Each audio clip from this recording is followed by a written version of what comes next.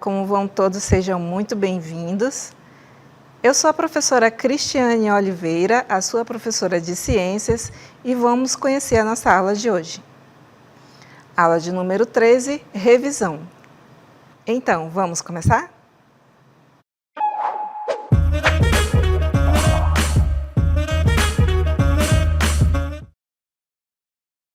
Então, trouxemos uns pontos bem interessantes para a gente revisar a nossa unidade, a começar aí por uma aula bem interessante que é a inclinação da Terra.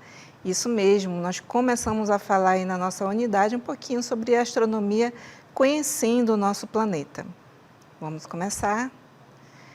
Então, mas por que a Terra está inclinada, né? Esse aí é o nosso contexto para a gente entender essa formação, essa posição da Terra em relação ao sistema e em relação ao Sol. Mas ninguém sabe ao certo. Alguns cientistas acreditam que ela colidiu com outro objeto gigante lá no passado, o que a fez a ficar inclinada. Mas outros acham que a inclinação se formou durante a formação do sistema solar. A verdade é que não se sabe ao certo, né? Nós temos apenas teorias aí para evidenciar essa inclinação e é claro que alguns experimentos para comprovar um pouquinho a teoria. Mas o que esta inclinação tem a ver com o nosso dia a dia? Tudo tem a ver tudo. Ela é responsável pelas estações do ano ao observar os períodos de equinócio e solstício. Lembrando aí que as estações do ano elas são muito mais evidenciadas quanto mais próximo aos polos, né? Porque está relacionado aí à inclinação da Terra ao Sol. E quanto ao equinócio e ao solstício, nós veremos agora. Então, o equinócio ele vai ocorrer 2 vezes ao ano, né? Nos dias 20 ou 21 de março, em meados de março e setembro, nos hemisférios norte e sul, né? Nos 2 hemisférios, nesse caso, que recebem a mesma quantidade de luz. Isso aqui é importante frisar. Mas isso acontece, o solstício acontece porque o Sol está exatamente acima do Equador. Quando a gente observa aqui nesta imagem, nós vemos aqui a incidência solar, né, nesta direção, está aqui nossa amplitude dos raios chegando até o planeta Terra, tá?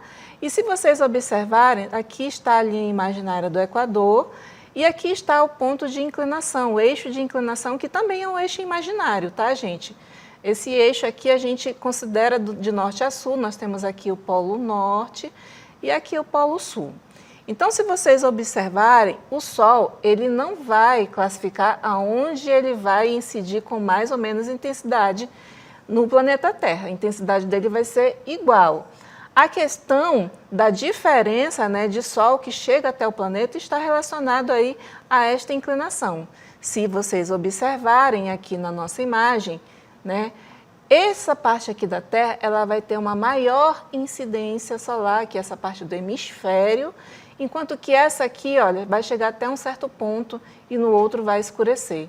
Então, esta diferença aqui é que vai causar os pontos, né, que se referem ao equinócio e ao solstício, né, por conta aí da inclinação da Terra.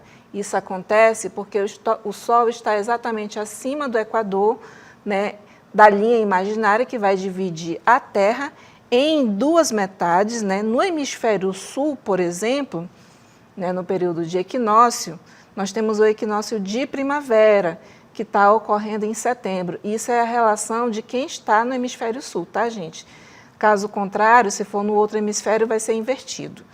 Enquanto que o equinócio de outono vai acontecer aqui no mês de março, mais uma vez, quem está no hemisfério sul.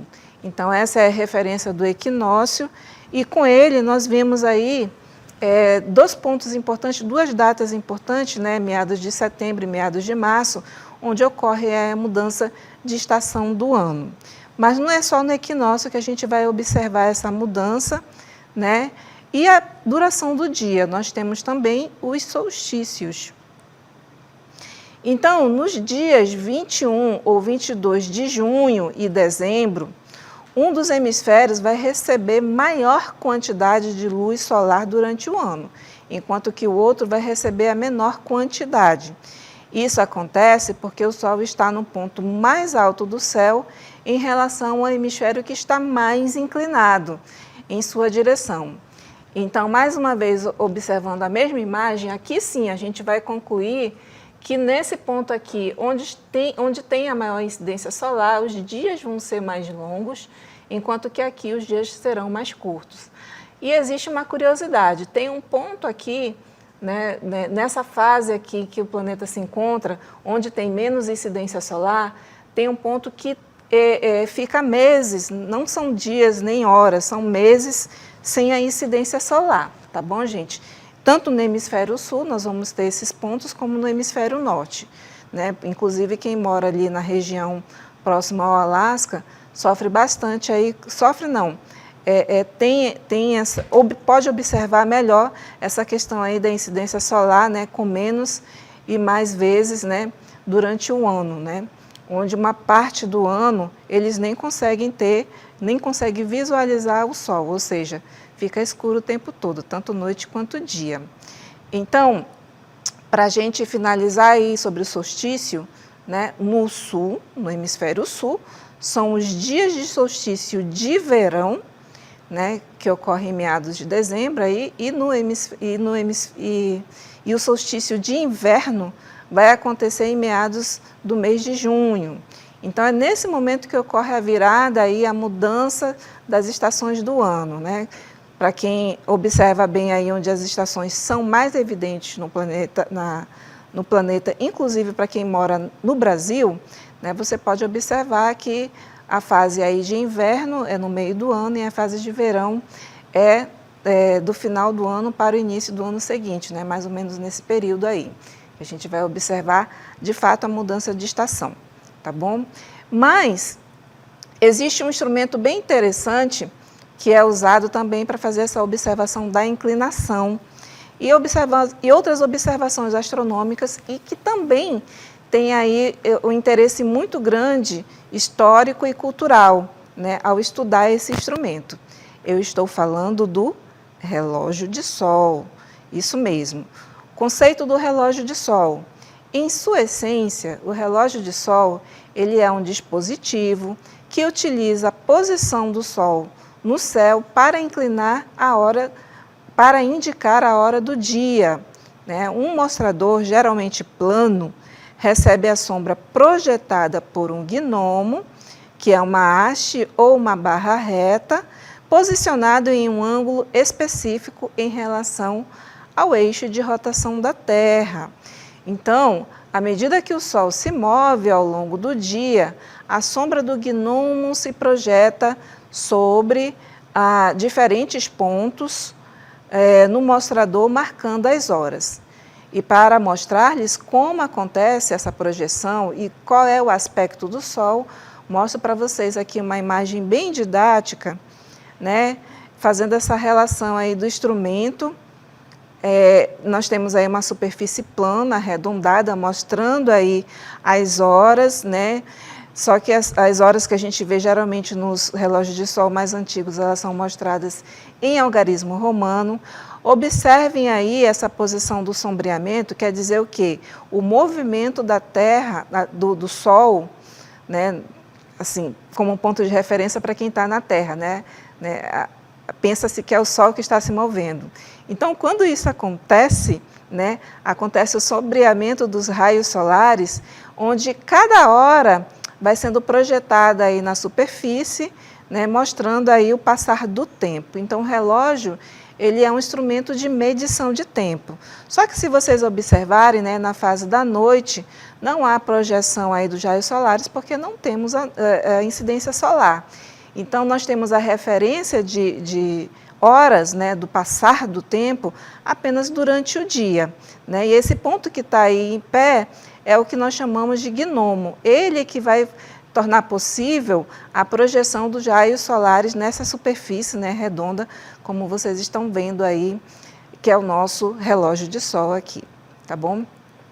Mas qual é a importância do relógio de sol para a história e para a cultura? A gente traz aqui um breve histórico, né, fazendo uma relação entre o relógio de sol e algumas civilizações antigas, né?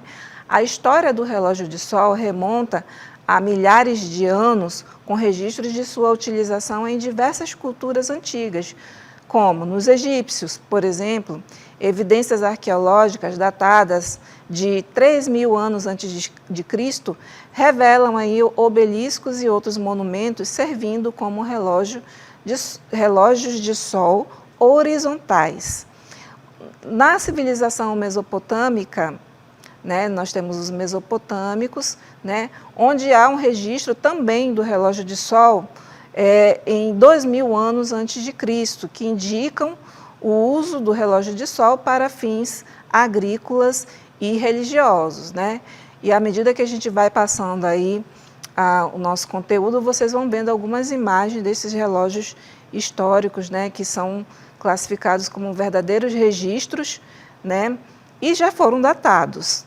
Na civilização grega e romana, qual é a importância, né? Eles aperfeiçoaram os modelos do relógio de sol, incorporando conhecimentos de astronomia e geografia, como o gnômon de Ptolomeu. Já na Idade Média, um pouquinho mais recente, né, os relógios de sol ornamentados em complexos tornaram-se símbolos de status e poder, né, presentes em catedrais e edifícios públicos, por exemplo. Então, essa aí é a importância cultural, né, dentro desse período aí que é a Idade Média. No Renascimento, imagina aí nossa linha do tempo ficando mais recente ainda, a busca por precisão científica impulsionou o desenvolvimento de modelos ainda mais sofisticados, como acontece aí com o relógio de sol equatorial. Então, nesse contexto histórico, vocês podem ver aí algumas influências na economia, né, de status de poder e também na religião, uma vez que muitos relógios de sol também eles faziam parte de monumentos históricos relacionados aí à construção de igrejas antigas também, tá bom? Mas, caminhando aí para o nosso entendimento de instrumentos, planeta Terra, inclinação, vamos falar um pouquinho do planeta Terra e suas camadas, né, as camadas que formam a Terra. Então, a Terra ela é um mundo complexo e fascinante, composto por diversas camadas que se estendem desde sua superfície até seu núcleo. Essas camadas elas desempenham papéis essenciais na sustentação da vida e na formação dos fenômenos naturais que observamos diariamente. Então, convido vocês a explorar mais uma vez, né, mais a fundo, essas camadas e sua importância para o ambiente e para nós, seres humanos. Vamos conhecer aí as principais camadas do planeta Terra, a começar pela crosta terrestre, que está sendo indicada aí na nossa imagem, no nosso esquema didático, como a parte mais superficial aqui, que inclusive está colorida, tá? A crosta terrestre, que é a camada mais externa e fina do planeta, onde vivemos exatamente, né? Ela é composta principalmente por rochas e minerais e possui uma espessura de 30 a 70 quilômetros, né, sob os continentes, e ela é um pouquinho mais fina, aí, de 5 a 10 quilômetros sob os oceanos. Então, esta aí é a crosta terrestre. Nós temos também um manto, né, que fica logo abaixo da crosta terrestre, que possui uma camada ainda mais espessa, composta principalmente por silicatos de ferro e também por magnésio. Então, essa camada, né, ela se estende a cerca de 2.900 quilômetros abaixo da superfície da Terra e é responsável por movimentos convectivos que influenciam a dinâmica das placas tectônicas, ou seja, é aqui que vai ocorrer a movimentação aí, e a evidenciação do movimento das placas tectônicas e aqueles fenômenos interessantes que acontecem aí a partir desse movimento, né, que são os tsunamis, a formação dos vulcões e dos terremotos, por exemplo. tá? Então, logo abaixo do manto, nós temos o núcleo. Isso mesmo, o núcleo que é dividido aí para melhor estudarmos em núcleo externo e núcleo interno. Então, o núcleo externo é esta camada que está em destaque aí, com uma coloração mais evidente, não sei se está aparecendo na sua telinha vermelho ou laranja mais intenso, mas eu vou indicar aqui a camada, né? Então, esta camada, ela é uma região líquida, fundido, né, de metal fundido, composto principalmente por ferro e por níquel. E ela circunda o núcleo interno, né, o núcleo interno é esse aqui, ela vai circundar o núcleo interno e também é responsável pela criação, né, do campo magnético, né?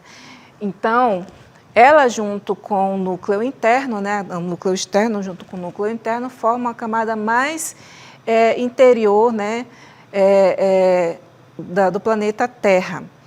E acabei de citar o núcleo interno, que é a região mais sólida, composta principalmente por ferro e níquel, e apesar de sua alta temperatura, a pressão é tão intensa que os materiais permanecem no seu estado sólido.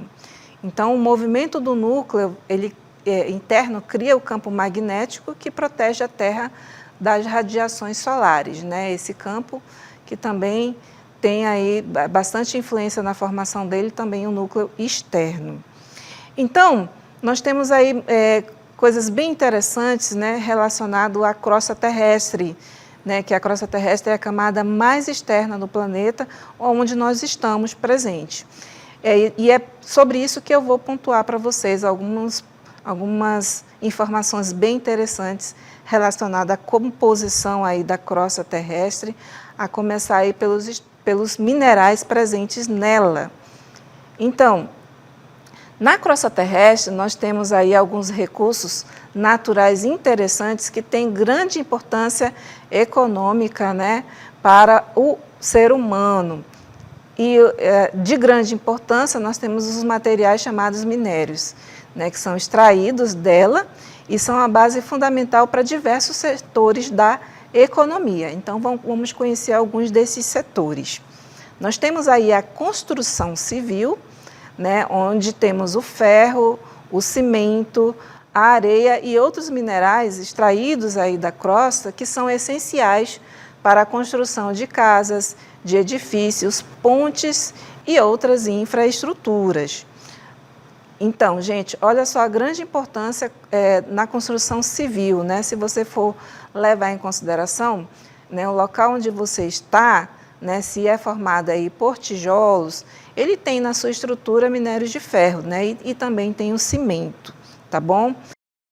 Bem, vamos conhecer um outro setor que é beneficiado pela exploração, né, desses recursos naturais, os minérios. Esse setor é a indústria.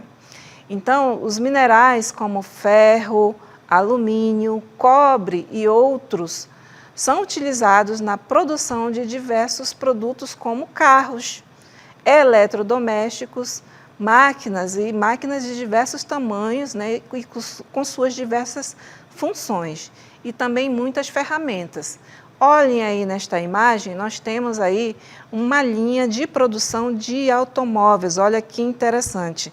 Se você for observar, a própria estrutura da fábrica já contém bastante material, né, oriundo de minérios, né, material com ligas metálicas, onde nós vamos ter aí nas ligas metálicas composição de diversos minerais nessa liga. Também temos aí a maquinaria, né, os maquinários, fazendo parte aí dessa estrutura que vai fazer a linha de montagem do carro e o próprio carro, né, o produto aí que está sendo feito nessa linha de produção, ou seja, muito tem aí nesta composição, né, que nós estamos vendo aí nesta imagem, minerais que são extraídos aí da crosta terrestre.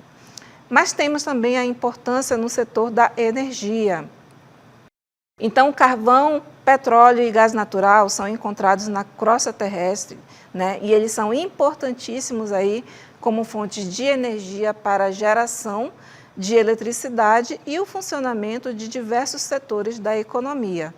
É só falar de energia, é claro que você já pode olhar ao seu redor, né? Equipamentos aí que são utilizados necessitando de energia. Ora, tem comunidades que utilizam a energia oriunda da queima de carvão mineral, tá? Não sei se é o seu caso, você que está nos assistindo, né? Assim como tem energia aí oriunda das termoelétricas, né? Energia eólica, né? Nós temos aí energia oriunda da queima de carvão mineral, que é extraído aí da crosta terrestre, só para exemplificar para vocês esse minério. O setor da agricultura também vai ser beneficiado aí, né?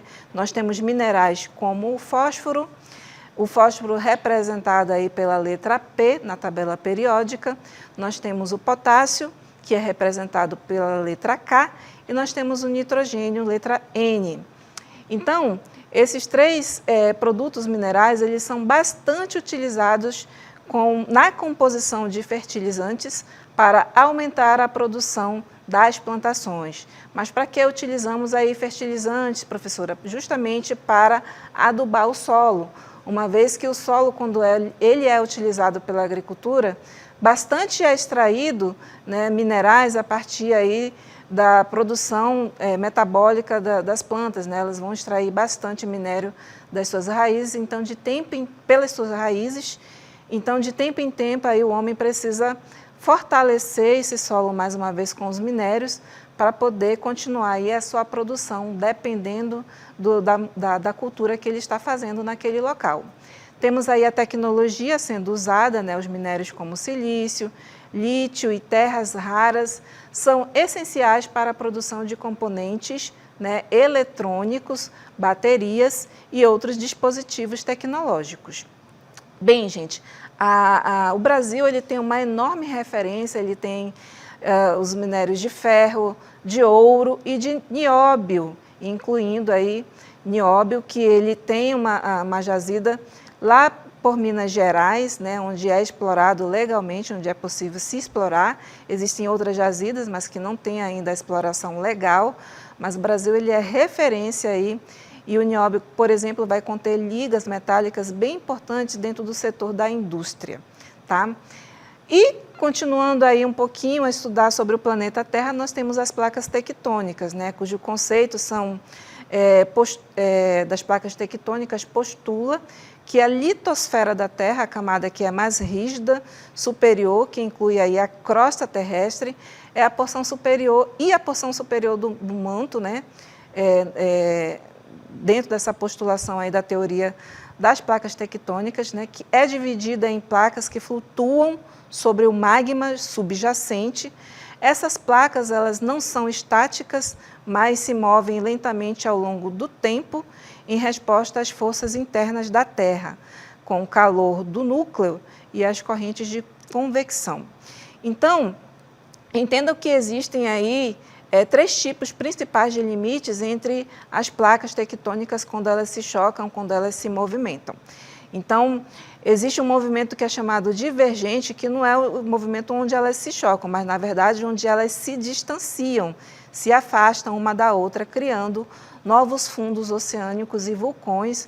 Nós temos aí como, por exemplo, fundos oceânicos, as fossas marianas, que são os fundos, a parte mais baixa da superfície do planeta, né, formada justamente aí pela esse deslocamento, né, essa ação divergente das placas tectônicas. Nós temos também as placas que deslizam uma ao lado da outra, né, como se elas estivessem deslizando em sentido contrário, que são as transformantes, né?